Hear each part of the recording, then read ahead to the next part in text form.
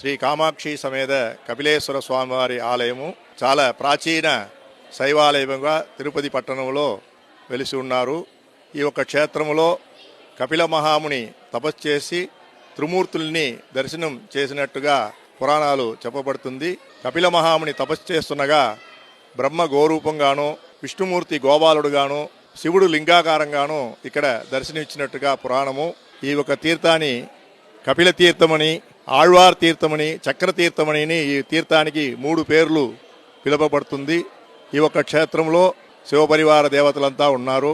శివకేశవ క్షేత్రంగా పిలువబడుతుంది. 3 ఆగమాలు కూడా పూజల్లో జరుగుతుంటుంది.